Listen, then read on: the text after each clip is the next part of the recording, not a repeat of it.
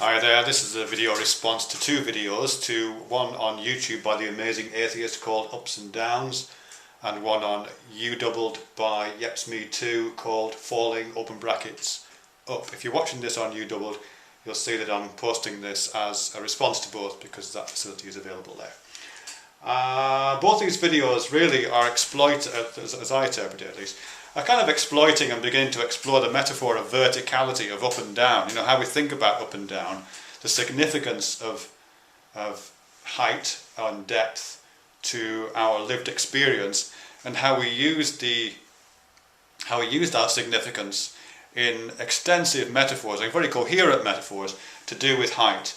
And falling, as YepsMe2 talks about there, is one of those, and the various ups and downs that TJ, the amazing atheist, talks about, again, make extensive use of the deployment of that particular metaphor.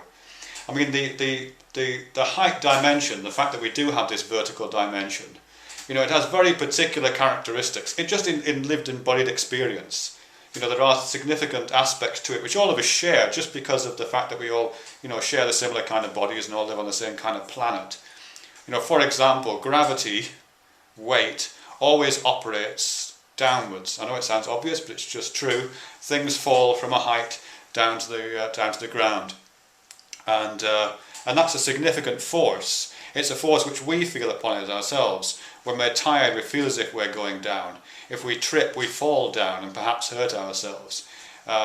When we get tired at the end of the day, we lie down, we go downwards, and at the end of our lives, we lie down for the final time and enter the ground. So all of life, in a sense, is a resistance against the force of gravity. Standing up for yourself and elevating oneself is always a resistance against the downward pull of gravity. And that kind of ever-present experience is one of the factors which populates our metaphors of height and, as I say, depth or falling. Going up, for example, being as it is associated with a rising as a resistance, as the pull away from tiredness, the move away from sleep, the move away from death. Going up is always seen as a positive. So all of our graphs have upward slopes which indicate that positive things are up. If you're feeling positive as a person, you might say you're in high spirits or you're up. If you're feeling down, on the other hand, that's a signifier of depression. So downness is associated with negativity, whilst upwards is associated with positivity, and that populates our metaphors, as I say. Upwards is also associated not only with levity, the opposite of gravity, with lightness, but it's also associated with airiness and almost vaporousness, because heavy solid objects go downwards, don't they? Whereas light, airy objects, smoke, fire, balloons, birds, perhaps these things which are associated with lightness, tend to move upwards. That's not an inherent property of the object itself, which the ancients certainly used to think it was. It's a property of what it means to have mass and to live on a planet with a gravity on it. So, but that idea again carries over into the use of the metaphor. So when we want to try and talk about something that is that we feel that we want to confer solidity and permanence on it, we talk about it as if it's something solid. So we talk about hard facts, and we talk about people being down to earth if we want to indicate that there's something solid about their ideas. Whereas if people are airy-fairy or a bit spacey, or if they're chasing pink balloons, as one of our colleagues here on YouTube says, we're trying to indicate that they don't have their feet on the ground, they're not down to earth, they're not solid, foundational. Okay, I'm picking up the following day. The batteries ran down on my camera, so I've charged them up, which is a positive thing. I was talking just a few seconds ago, although for me it's 12 hours later. I was just talking about how positivity is associated with upness and verticality, height, whereas negative aspects, or in some cases more foundational or basic aspects of lived experience, are associated with downness, because there's strong correlations in our lived experience between the way that the vertical dimension operates and certain other characteristics. As I said, we associate upwards with lightness and airiness and exposure to the light and exposure to the air, and also to levity, to gaseousness, vaporousness.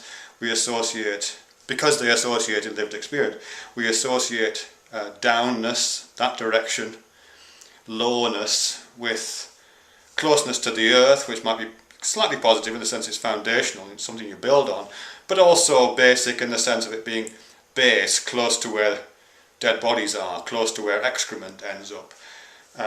At the bottom of the pile is never a good place to be, but also associates with solidity and weight and giving in to gravity as opposed to resistance to gravity, which is the moving upwards. So there's all these kind of correlations between the down and the up, and there's many more correlations as well, very coherent correlations, not just the ones that I've suggested.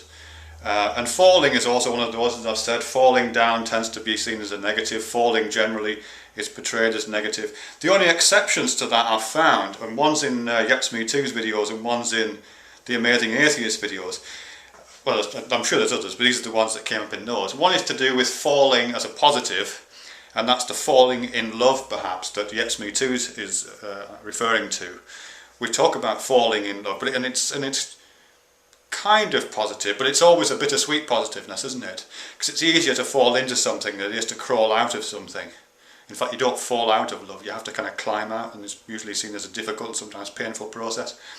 And you may get hurt when you fall in love. We carry that part of the metaphor over, don't we, into that process. We might get hurt in that process. And because we're falling into something, like we're falling into a hole or falling into a container of some kind, usually with someone else, because we fall in love with someone.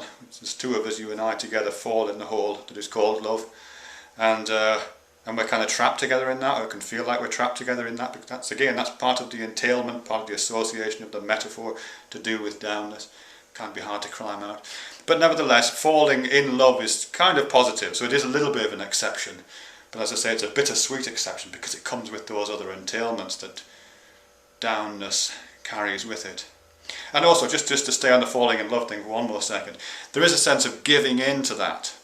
You know, when you let yourself fall, there is a sense of giving in, no longer resisting, no longer, powerless to resist falling in love, aren't you? Because you're giving into a force in the way that we give into the force of gravity when we let ourselves drop.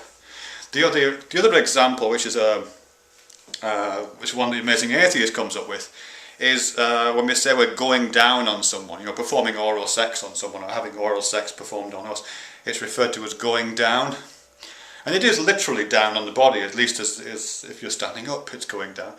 But it does have, and it's undoubtedly a positive, but it does have other connotations, doesn't it? It does have connotations of dirtiness, and it does have connotations of the fallen, and it does have connotations to do with a kind of giving in to temptation, perhaps, which is also this going with the flow of gravity. So it does have all those other things. Partly because I think because the southern half of the body, at least, is usually considered more fallen, more base, more basic, perhaps dirtier than the northern part. Because this is the high bit, verticality.